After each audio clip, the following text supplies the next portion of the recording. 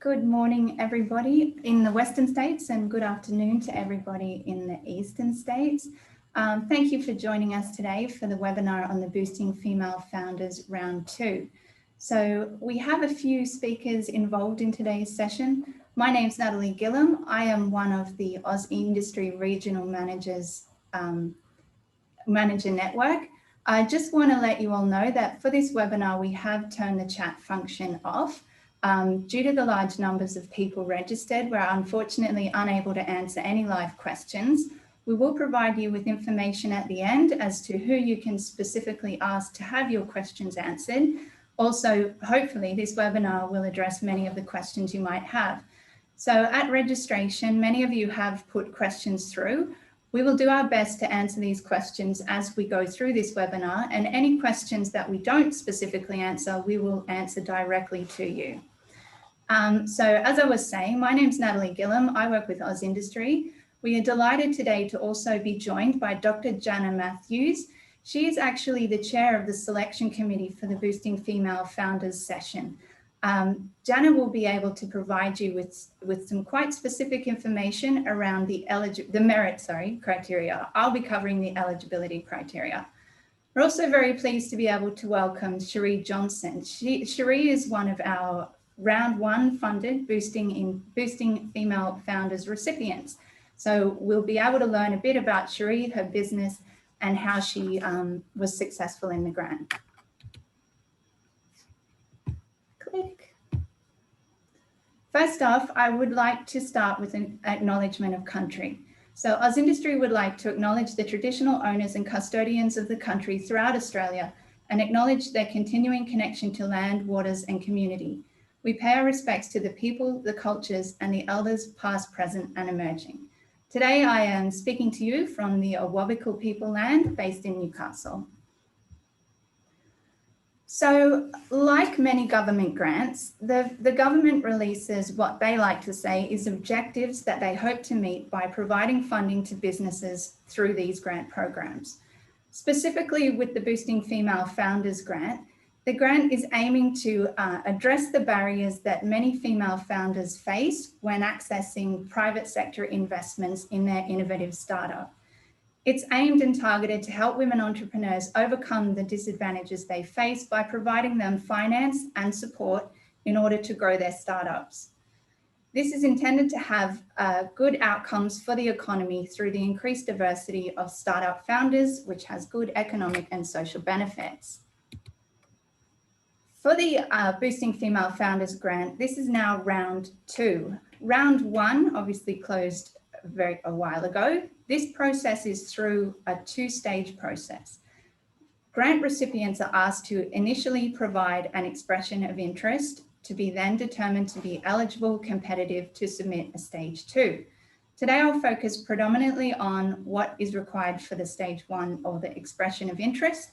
So in this grant round, there's $11.6 million available, and that's for up to 50% of eligible project costs. Now, something that we find businesses often get a bit confused about with government grants is we're looking to fund projects within businesses. Businesses need to demonstrate that they are eligible, have an eligible project, as well as having eligible expense. Now, this is a merit competitive-based grant, and so you'll also need to obviously address the merit criteria.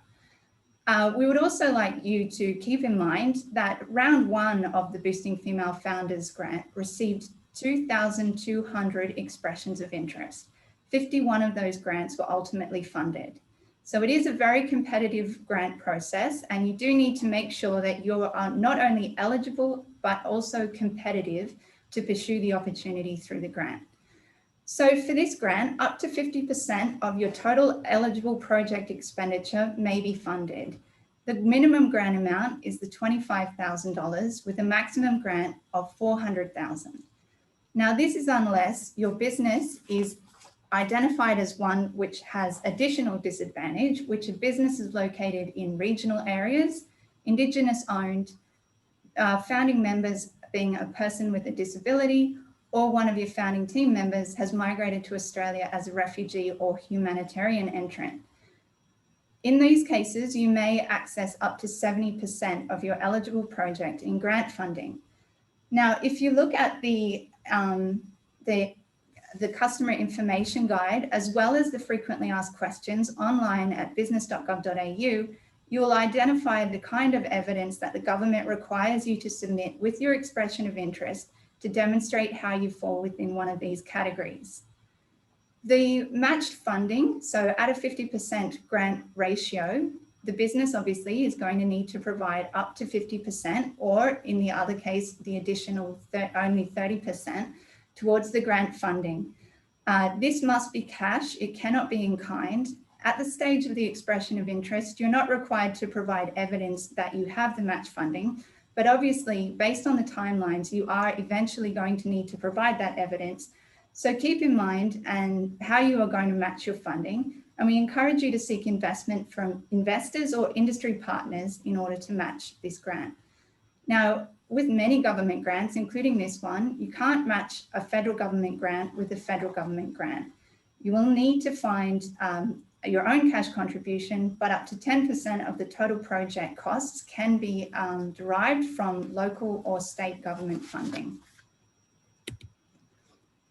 Now, eligibility. This is obviously a critical element of this grant. In order to apply for this grant and be assessed through the merit process, you must demonstrate that you are eligible.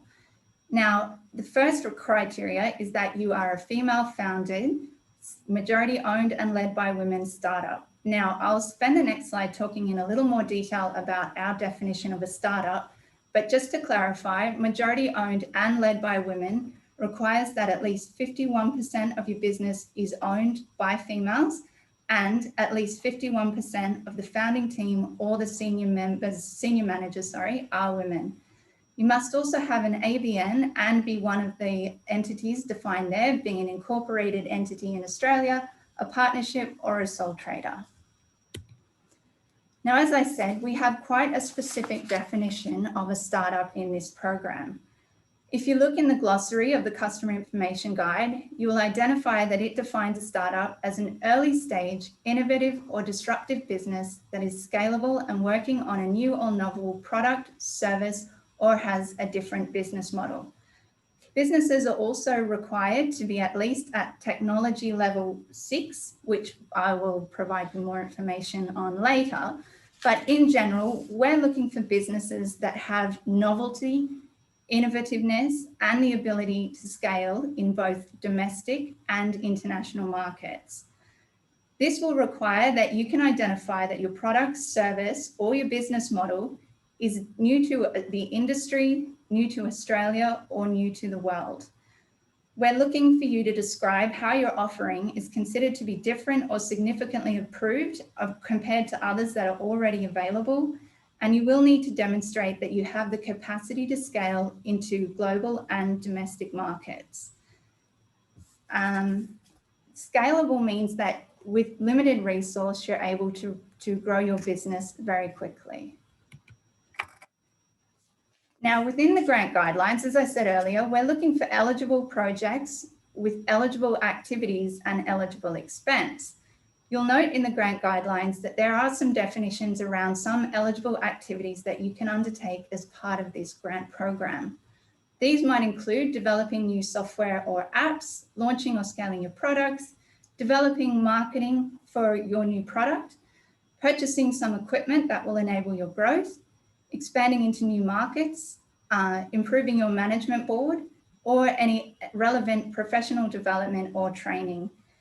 You'll look in the customer information guide at the end. It also defines what can be eligible expense, also what might be ineligible expense.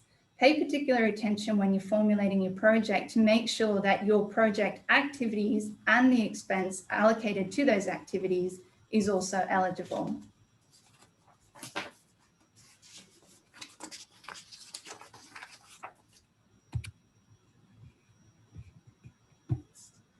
So earlier I mentioned that your project needs to, or your product, process or service needs to be able to demonstrate that you are at least at technology ready levelness number 6. So as you can see from this slide, there are TRLs as they're commonly known, ranging from number 1 till number 9. We are looking for projects that are at least at prototype stage. So you've already demonstrated that it may be able to work in a real world environment. It's at pre-minimum viable product stage. Technology readiness level 9 is when you've already tested your product, process or service, and it has been shown to work in a real life environment. Jana will talk in a little more detail about what this means in the merit criteria. This isn't strictly an eligibility criteria, but it is an important element for you to consider where your product or your business sits against this level of technology readiness. Now, the important things. Well, the timing.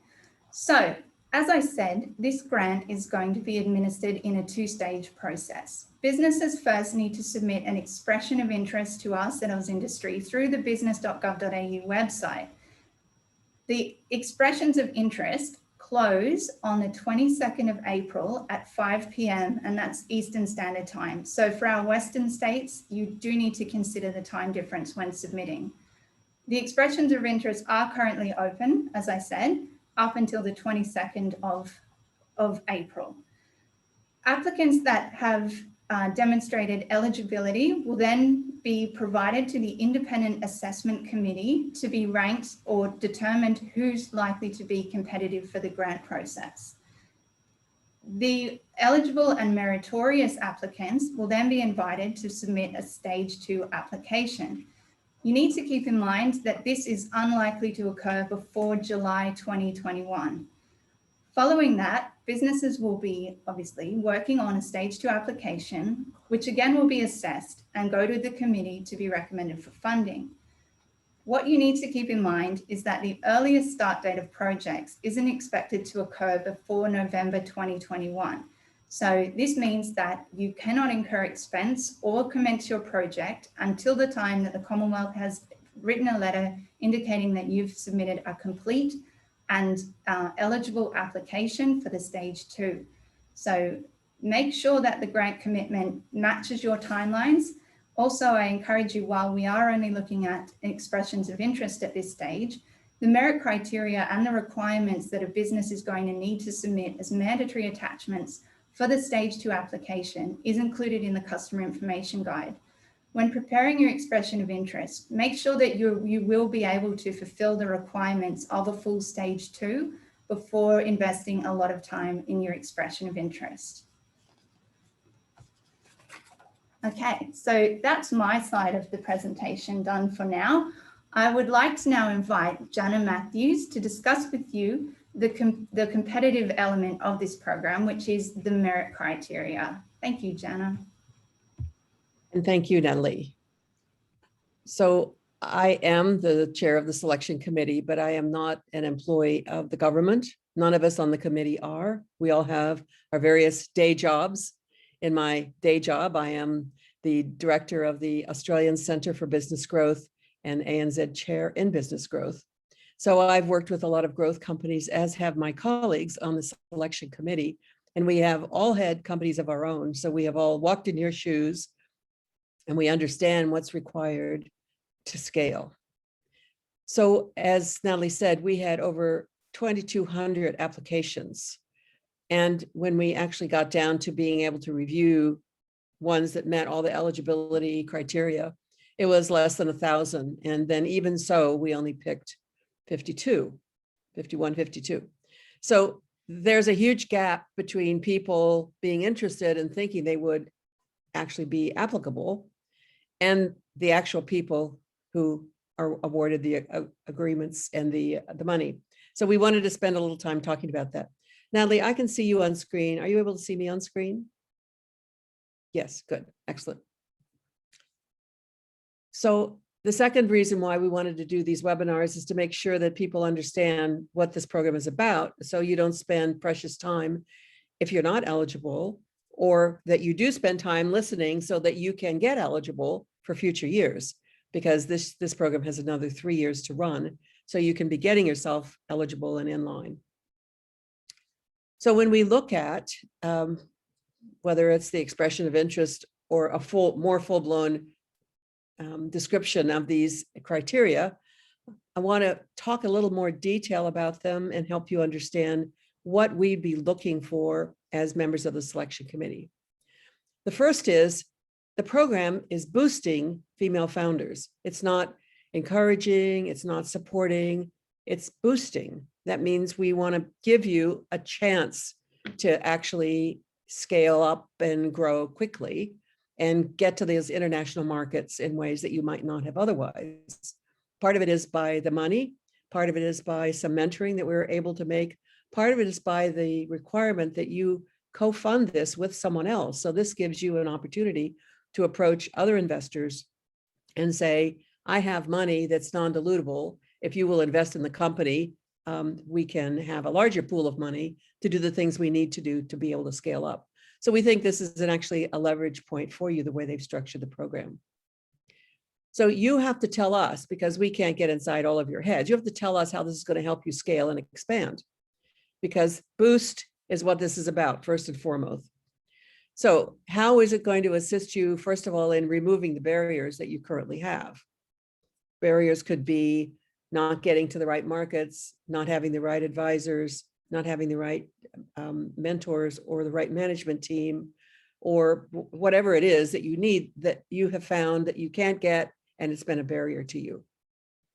The second is, what does growth look like for you?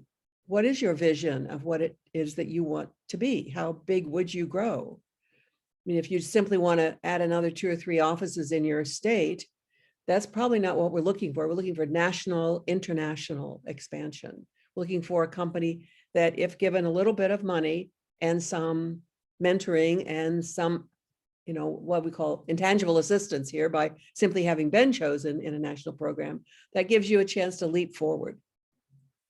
So you need to tell us, we need to see that you have a big enough vision that includes going national and global.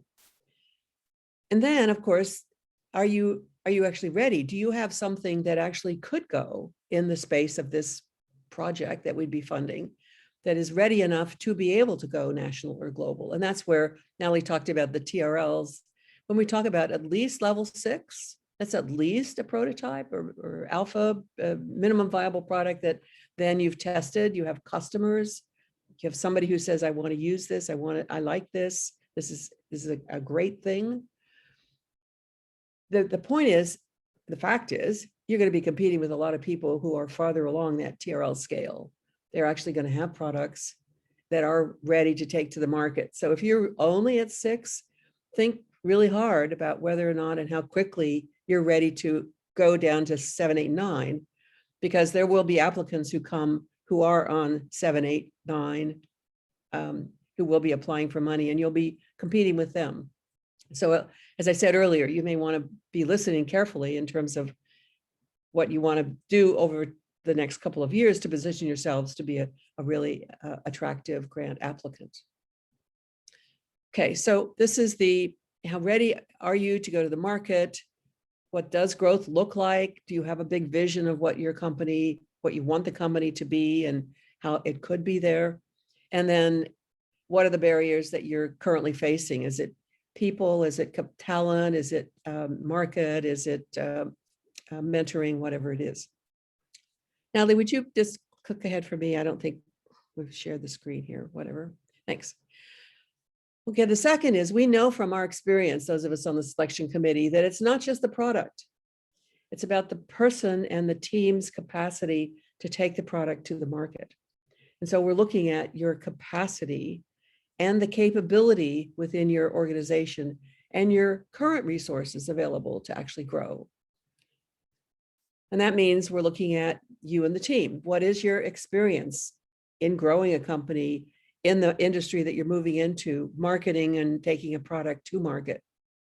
So we want to see that there is somebody on the team, if not you, then other members of your team or the team working together, that can actually help you achieve what this goal is.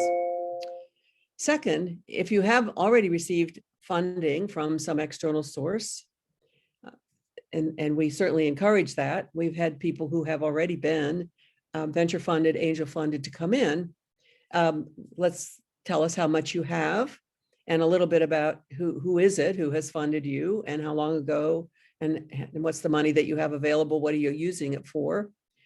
And if you haven't gone out and asked for money or searched for money from somewhere else, we want to know why not. Because if you have a great idea that you think is going to be national and international with impact, something that you really believe in, then clearly you're going to have to look for money to finance it. And so we're interested in, were you not ready yet? Or do you not know anyone? Or have you tried and other people haven't funded you? What's the reason why you haven't actually received any investment yet? And third, we're looking to see if you've actually reached out for or been provided with what we call non-financial assistance. And that would be people who are willing to mentor and advise you. Have you actually reached out and asked people to do that? Do you have an advisory board? Do you have a set of advisors? Do you have people that you meet with now and then? Are you part of a network? Research that I did long ago showed that the strength of networks of entrepreneurs is often highly determinant of how successful they are. Whereas if you stay in your own little cocoon and try to do all this by yourself, highly unlikely to be successful, because you have to have networks to sell, to find people, to learn and understand. So you're not in discovery mode by yourself, but you can learn from other people's successes and failures and mistakes. So access, and are you accessing other networks of CEOs or industry associations? Where are you getting your advice and guidance from? Or are you just trying to make this up as you go along? I mean, those are all indicators to us of what your basically capacity and capability is, and the resources that you've already accessed to enable you to grow. Thanks, Natalie. I'll go on to the third criteria. The third is, so if you get the funding, what's the impact it's going to be? Not only will there be an impact by having more money available, but you actually, as Natalie said, have to match that money. And so there's a 50% or some percent requirement to match. And this is important, because if you say, oh, well, the money will come from somewhere, that doesn't work.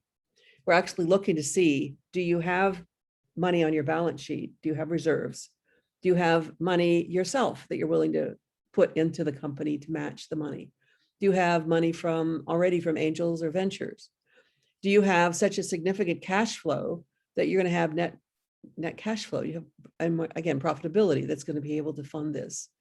We need you to think that through before you apply for the grant, because there's no sense in going to all the time and effort to apply and for people to review, and then you actually can't meet the basic criteria, which are the matching. So how much do you require and how much can you fund? Sometimes those are intertwined, but how much do you require in order to do whatever it is you think you need to do to boost? And this is up to $400,000, again, that you would have to be matching. So how will this grant help you leverage? It's the leverage that we're looking for, not just that you'll be able to do this yourself, but leverage other partnerships, other relationships, arrangements to get nationally, to go globally. How do you make 1 and 1 is 3, if you will, the old adage for synergy? And so the impact of getting this money, we want you to have thought through that.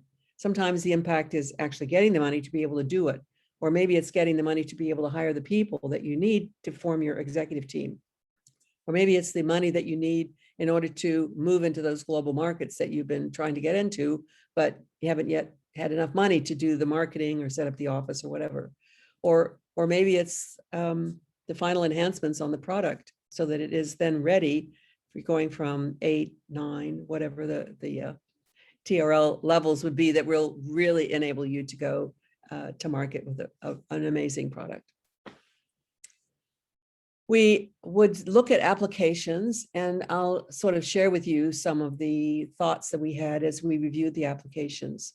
One was, we clearly haven't made this clear in terms of what we're looking for, or we probably wouldn't have people applying who simply aren't ready, who don't have a company, don't have people, don't have a product that's ready to go, haven't thought through what would this money do for them other than, quote, help me grow. Hence, we're doing these webinars and trying to make our materials more explicit. Second is, This is not about helping you simply develop more products that you could sell.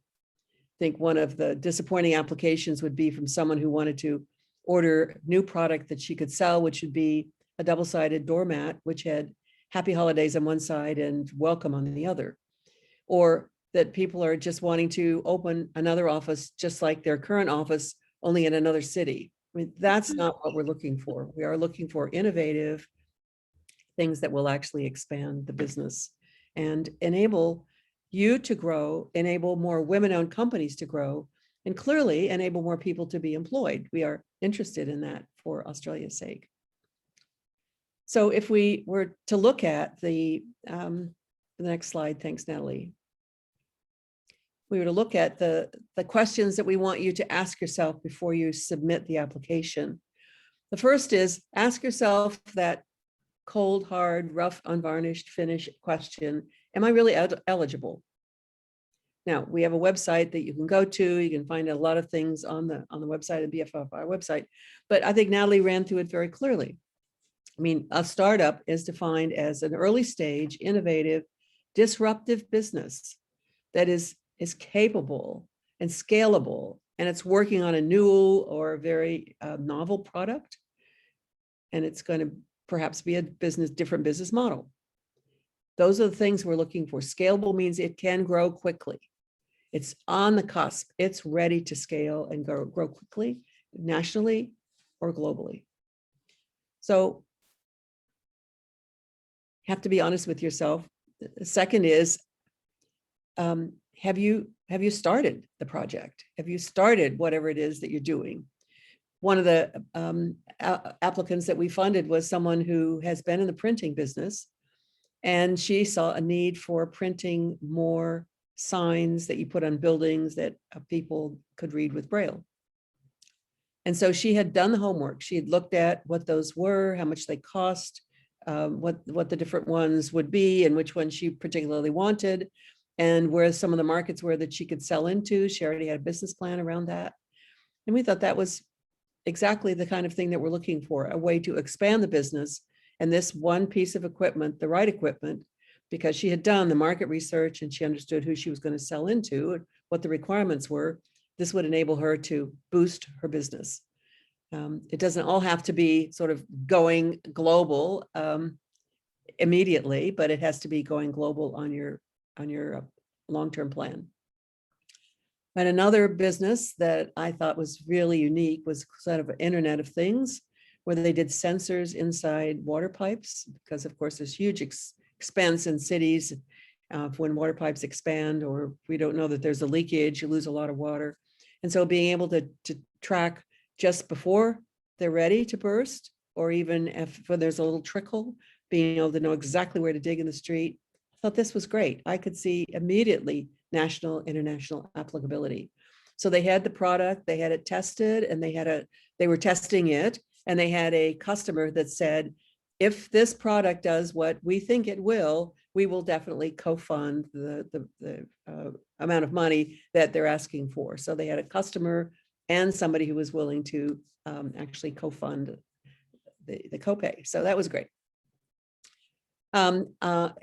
Clearly, we're not funding ideas. We've made that really clear. I want ideas. We want lots of ideas, but there are lots of other places that you can go to sort of vet your ideas, accelerators, incubators, so forth. What we're looking for are companies that actually are on the cusp and ready to scale that we can help. Of course, is the timing right for you? As I said, this may not be the year. COVID hit a lot of companies and knocked them around a lot. And maybe this isn't the year. Maybe you wait another year. You find out what it is that we're looking for, and then you put that into your longer term plan. And maybe next year, or perhaps the year after that, you will apply to the program. But make sure that the timing is right, because you will have to be able to access that matched funding. And second, we will expect you to scale. Once you get the money, there's high expectations for the small number of people who've received funding to be able to then actually accelerate their growth and scale rather rapidly.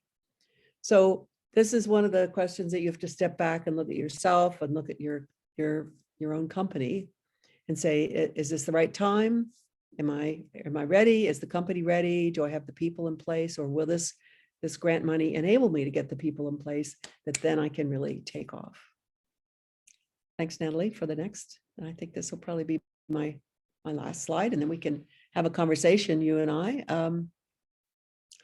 So if there's a little checklist of things that we want you to do, is not just on the basis of this webinar, as informative as it has been, but to go back and read the guidelines, read the definitions of all the words that we've used of TRL 6, 7, 8, and so forth. What we're talking about in terms of scale up, eligibility, and so on. Understand what it is that you can spend money on.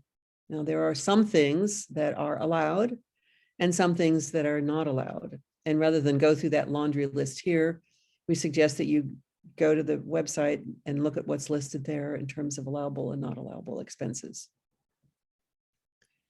It's always useful to have another set of eyes look at that application and look at it from a perspective of being a constructive critic, knowing what the requirements are and knowing what you're trying to do. Is this the right program? There are lots of other programs that you could apply to that perhaps would be a better fit for what you're trying to do.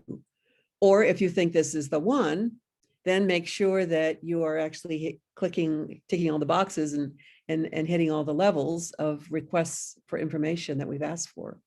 So good to have another set of eyes, or another person, certainly another person in your company or in your court, an advisor who would look at that and give you feedback on, well, let's strengthen this. You haven't made it clear about this. Show me some more about our capability. I think you've underplayed how far along we really are, and so forth. We want you to have evidence to support your expression of interest. Support means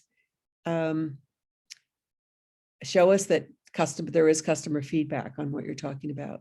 Show us that you actually have the team, or show us that there is money. There's going to be able to be money to fund whatever it is you're going to be asking for.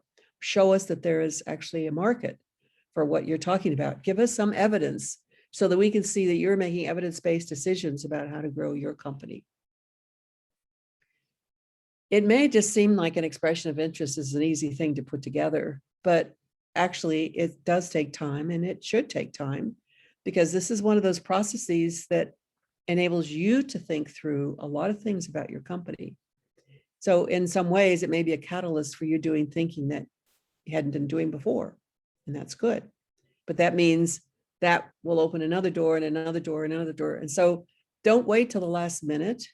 I'd say start thinking about this right now, and realize that no is also an answer. No, this isn't the program. This isn't the timing. This isn't right for me. And that's good. That's good for you to actually have a set of criteria and make an evidence-based decision.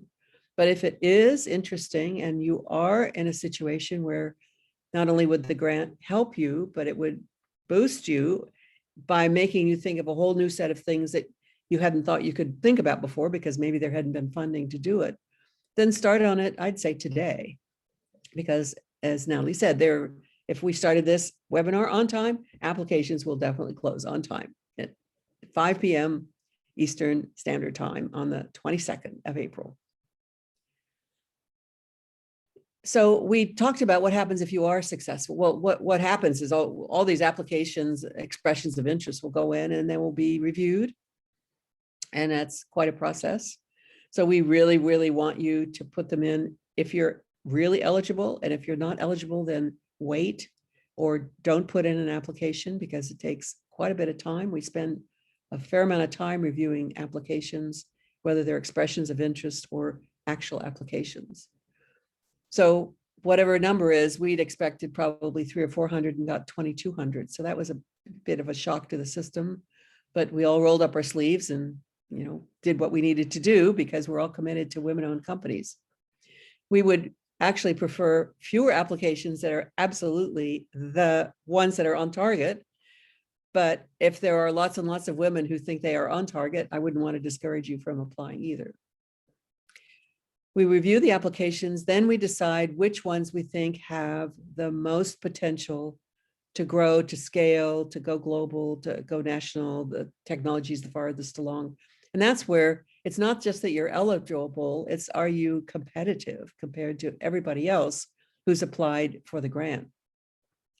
And that's, we don't invite everybody who may be eligible to then go to the next stage. We invite those that we think have the most capacity, capability, highest level of competitiveness. And so they then will be invited to do a full-blown application. And as Natalie said, those will be probably informed sometime in July, and they'll be August at least to develop their full-blown application. And that's why it's helpful if you spend some time thinking that through in the EOI version on the stage of expression of interest, then that puts you in good stead then for later when you're actually developing the full application. So we will review the full applications. We have 2 members of the committee independently review. We're very careful about conflicts of interest.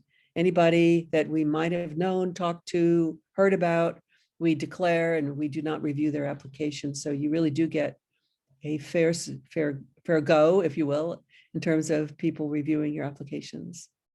And then we rate you, we grade you on a scale from 0 to 100. And then we look at those starting from the top, going down for as much money as we have. And if we have 11.6, we can't fund more than 11.6. So we try to fund the very best of the ones that we have. And then you're informed, and then you will have to show that you actually have the funding before we will release the funding. You must show that you have the matching funding and whatever the other criteria are that you'll need to show. And then there's a contract basis. And then as Natalie said, the funds are unlikely to be released before actually the end of November. So I wouldn't be planning on them much before December 1st if you're planning to spend them. But you can certainly be getting ready for whatever the activities would be that would be launched on December 1. But you won't be able to use government money to get ready. Okay, Natalie, happy to have a conversation with you, or have any comments that you might make or questions that you have yourself. No, Jana, that was amazing. Thank you very much for dedicating the time to go through that. I think while I could have read out the merit criteria, I know I would not have done it nearly the justice that you did in giving the context, the background, and someone from the committee who's seen a lot of these applications, it was hugely valuable. So thank you very much for your time. My pleasure. We did have a few questions from the registration process that I'll just quickly cover. I have a number of questions around businesses that were unsuccessful in stage 2 in round 1 and whether they can reapply for round 2. Now, the answer to that is yes, you may reapply. Obviously, you need to remain eligible. You need to still have an eligible project that you haven't incurred expense against and aspects such as that. And obviously, it makes good sense to address any weaknesses that you might have had in your round 1 application, because we expect this round, as suggested, to be as competitive as previous rounds. Businesses that were successful in round 1 also may reapply for round 2, but obviously it's going to have to be for a completely different project. Again, you're going to have to redefine that you are eligible, reapply, and all the rest. So consider whether businesses in that case would be interested in doing that. What I would now like to do is, though, hand over to one business local to my region in Newcastle who was successful in receiving round 1 funding under Boosting Female Founders. So now I'm going to hand over to Cherie Johnson from the business Speaking in Colour to tell us a bit about what her business does, her process of applying, what kind of things she looked at when putting the grant through, and any tips she might have to help people thinking about applying under this round. Thanks, Cherie. Good afternoon, everybody.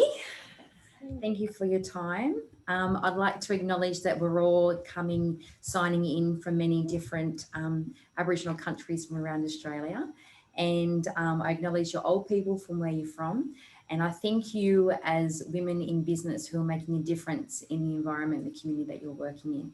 And this is one of the reasons why we at Speaking in Colour put in for the female founders, because this is a great way that we can continue to service in our community. So I just wanted to give you a little bit of background on who I am, who my business is, how we started, what we do. More importantly, what did we apply for in the grant, and some of the tips that we found out, because not in my wildest dreams did I actually think that I would receive that email that we actually got one. That was quite great. So I'm actually a descendant of the Gomeroi and Wailwan people from northwest New South Wales. My name is Cherie Johnson, and my mother is Dawn Conlon, and my grandmother Rachel Darcy was born on country. So very fortunate to be from the country we're from.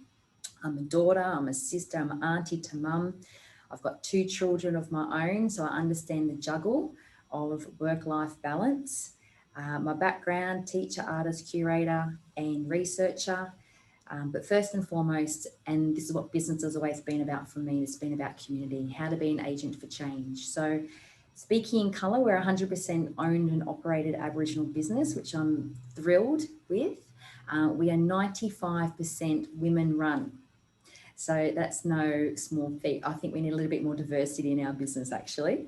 And actually, what was one of my top hot tips is make sure you do have somebody who oversees your application and gives you a bigger picture of how to maybe add some things that you hadn't about. And it was actually my accountant that said to me, Cherie, you're actually 95% woman run. Surely you should put this in your application. So that's hot tip number 1 today for you. So I'm just an everyday person. I started a business because I had young children and I was on leave from teaching, and I really wanted to be able to provide an opportunity for my family to make some money on the side. So I know a lot of businesses, especially women in business, start this way. So be brave and dig in. In 2016, we actually incorporated and became a company. And since then we've grown. We still only have a small team. There's a small team of 6 as employees. We have about 9 contractors, and we are continually growing. So we're very much grassroots, bootstrap this business, and just kept reinvesting in, like a lot of us do. So there's 3 parts of the business that we have. The genesis for Speaking in Colour, as a high school teacher, I always wanted to be able to support more of my colleagues, the Aboriginal and non-Aboriginal teachers in the classrooms, to implement Aboriginal perspectives, but link it to the curriculum and accessible outcomes. Now, this is a mandatory part in education, and I don't mean to sound like I'm bagging the Department of Education, because not at all. I've sold my life out for education. I believe it's one of the areas for change. And that was a real genesis of Speaking in Colour, is providing professional development that had all of the accreditations that teachers needed to be able to maintain and achieve, and while understanding how to link it and to engage in content within their classrooms and achieve those accessible outcomes. That was our first and foremost. Then we moved into providing more cultural engagement programs. We've been looking at ACARA, which is the data of body of the Department of Education, and looking at the wellness and the intercultural continuums, because again, this is a mandatory area and an area that I feel would benefit with more resources. This is one of our areas of growth, of need. We also started to work a lot more in the business and government area. I'm very conscious that a large portion of Australia either run or are employed by small to medium businesses. So we really wanted to support that collective of businesses in how they can be agents for change. How can they bring education into their workplace? How can they perhaps write a reconciliation action plan and have some sort of that interaction? How can they build authentic stakeholder relationships within the community? All of those sorts of things. So that's how we support businesses these days in government. We do a lot of cultural capacity training. We've been developing a suite now, thanks to this grant. We've been developing more of our suites of online services. So these can be accessed, after hours, or small teams can access these. But also, once you do your initial training, what then? How else can you be supported? What might that look like? Is it access to an e-library? Is it access to other back of house products? And that's what we're currently developing, which is very exciting. I'm loving the fruit of this work. We also do cultural team building and wellness sessions with a cultural twist, and these have been brilliant, especially through COVID. And again, this is a great way that we partner with our community. So we are able to engage mums in the hours that they want to work. We engage people who are brilliant, far more brilliant than I am at lots of different things. And we have lots of opportunities there for our even small businesses, medium business and government schools to be a part of, which is really cool. And all of this actually funds our social impact. So the reason why we do what we do is we are very much women and youth focused. That's always been our core vision, Speaking in Colour. And we do a number of programs. And if you aren't familiar with Speaking in Colour, I would definitely encourage you to follow us on social media or join our mailing list. We do some amazing programs in the Hunter and Upper Hunter and going to Sydney, and we're even more expanding. Thanks very much to this particular grant, we're actually expanding our geographical reach, and we're actually answering more of the international inquiry that's coming as well, because this is good business sense for Australia to look at ways that we can diversify our tourism and our education and to build our understanding of Aboriginal culture. Brilliant. I'd just like to share a little bit of our data with our last social impact program, if I can. Newcastle Regional Art Gallery, Newcastle Museum had our last exhibition held there. There were 10 projects involved. Each of those projects were a 10-week program that we'd worked with either community group or school group, and some of the data was amazing. Out of the 10 groups, we had 144 community and elders participate and learn cultural practice for the first time. Invaluable, and the fruit of that we may never see completely. And we had 445 kids. So these are kids not only learning cultural practice, Aboriginal and non-Aboriginal, and their teachers. They get to exhibit in a professional art exhibition. And at the moment we're going through and we're doing more annual cultural camps in our area. And we're currently seeking some sponsorships for some really cool ones that we're doing, which is mind-blowing. I'm really excited from it. So our next exhibition will actually be the Maitland Regional Art Gallery, and that's already booked out, which is cool. So now you know a little bit about who we are and what our core value is. I would like to talk about what did we apply for in the grant and why. So there was 3 phases to our structure. We decided to, obviously we create lots of product. So we wanted to create 10 new product. Now, another tip, do your budget properly. We always think we can do everything on the smell of an oily rag. It does not wash. If you don't evaluate and you don't have time to pivot, you know, you're kind of cutting your nose off there. So make sure you do your budget well. We have decided to, out of the 10 new products, one of the books that we have written, it's amazing. I actually wrote it with my 11-year-old, she's now 12, and we have local language in there, and it has some craft activities in the back. It's got a teacher professional development free downloadable resource that goes with it, and we've just been picked up by a Cambridge company to publish that book, which is really exciting. So there's 3 parts to it. It's great just because it's a book. It's got language in there. It's going to be published in the UK, which would be brilliant for us as Aussies. It's got some great craft activity, and then it's got a really good teaching resource linked to the positive behaviour for learning. So it's a really good education product. We also have a number of other products similar to that line. So we're focusing on how to empower educators and how they can get that content in their classroom in engaging ways. So that's the first kind of theme of our education product.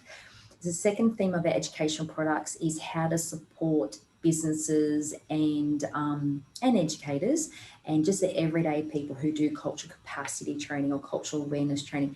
Where do you go beyond that initial, for those of us who have done a degree, we didn't get a degree going to one lecture and one tutorial, and we're completely, amazing and across all of our knowledge in that particular topic. So it's really important, especially as Australians, that we have opportunities to learn from a number of different people who specialise in different areas. And my area of specialty is, as a researcher, is a qualitative and quantitative, so it's a little bit different. So how do we go on from the initial training? So we looked at things like, and we're developing an e-library at the moment. We also have an amazing mailing list, which is, a monthly, like a newsletter, this month's theme is this is the resource that we would like to encourage you to be viewing, or this is a way that you can diversify your podcast list, or this is a way that you can diversify your reading list, because, you know, these things are really important. And our third area was just for the everyday people, you know, what sort of things are we after? So we decided to do like a merchandise line, because there's a whole heap of, especially on this cultural camp that we're taking the kids to the snow, they're going to need hoodies, right? Because it's going to be freezing, but then educators love that stuff. So there was 10 products that we mainly had, but I'm really, really excited about the post-cultural training content and the online content with our e-learning modules with our online learning system. So that was our main area. The second is what everyone says in a small to medium, you know, going from a small to a medium, or however it be, is automation of systems and processes. I don't know about you, but there are so many CRMs out there. There are so many different project management tools, and oh my gosh, I don't know if you're like me, but I'm a little bit like, hold up, where do I start? Did I just read that? Like, do you know what I mean? So speaking to people who actually know what they're talking about, engaging people that straight to the cut to the chase, the one that you need for your business is this. This is the subscription you need. This is how you get it tailored, and this can take X, Y, Z risk out of your business. So for me as a small business, our risk is a lead turning cold. I'm sure it is for a lot of you guys as well. Even being able to identify a lead, you know, so that might look like an integration between a CRM or an accounting, or I'm not really sure for your, but for me, systems and processes was a big area to remove risk. And the third area was to upgrade our office and training facilities. Hence the reason why I'm in here. I was a little bit nervous about Wi-Fi, just frankly, because sometimes, you know, Wi-Fi goes a bit crazy. So that for us is really important. Just having really good quality, because like I said, I bootstrapped this business just on the side. We started as a company when my youngest went to kindergarten. And yeah, so we're just doing this like a lot of other small businesses. So what are some of my hot tips? Hopefully some of these resonate with you.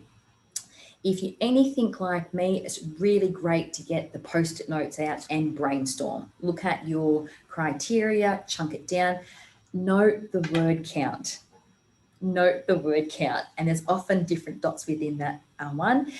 Make sure you have someone who can go bigger picture with you. Shout out to Mel. I think you might be on this call. Love you to pieces. This lady was bigger picture. She was like, Cherie, you didn't mention that, and you didn't mention this, and hang on, you didn't mention that. And I was like, oh yeah, I was too busy in the detail and I forgot to zoom out a little bit. Definitely take a couple of goes at writing, and drink pots of tea in between your draft versions, because a pot of tea always does you wonders. Double check your figures, make sure that you've got your formulas correct, because you might, for me, I had to break down my budget in a particular way, but then when I looked in the actual, how I needed to put the budget into the actual system was a little bit different, so I had to group things together. So just be tricky about stuff like that. Trick yourself, tell yourself that it's actually due 12 hours before it actually is, because trust me, that extra half an hour comes in handy. Double check your word count and the size of your files. Oh my gosh, the size of your file. If it's 2 meg, stick to that. Can't be 2.2. It'll crush the entire thing and you'll cry. And lastly, be brave. Be brave. When we received that we were put through the second round, I did the happy dance. When we actually got the email that we'd been successful, we were in a staff meeting and I literally cried. I was like, oh my gosh, we actually got it. Couldn't believe it. So what's your point of difference and how are you going to communicate that and how are you going to look super good? That is something that you need to take your time to be able to really look at. So what we do for our point of difference is we are right about innovation. So we talk to our clients and we innovate based on their objectives. We go away and we put together the different proposals and the different, and that's how we knew what we needed to apply for in this grant, is how can we innovate and what products is our clients wanting. Therefore, that's how I knew what to apply for. And I looked at where's my areas of risk and how do I minimize those risk areas, and then how can I put that into the, now I'm no business master, I'm still learning this stuff too, so don't you worry if you're feeling that way right now.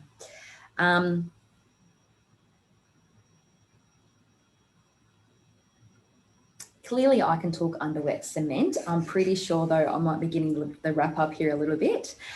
If anybody does want to reach out and connect, happy to contact us via LinkedIn or Facebook or my email address. I'm pretty sure our email address might come out after. And yeah, just be really brave of what it is that you want to do. We will be having a webinar in the next month if anybody wants to know more of what we do at Speaking in Colour, but more than happy to support a sister out. I know what it's like. Good luck and be brave. Okay, thank you very much, Cherie. I went quickly because I knew that Cherie would have a lot to tell you and a very valuable story to tell as well. So that's almost it for us. We are coming very close to the end of time. I would very much like to, oh, yes, sorry. Johnny. Natalie, I just wanted to add one final comment. That those of us on the committee felt very strongly that we were investing the money from the people of Australia in women-owned businesses that could grow and make a huge difference. And I think Cherie is a perfect example of why we feel really proud to have chosen the group that we did, because this is a perfect example of what we hoped would happen when we funded a woman-owned company. So thank you, Cherie, and congratulations.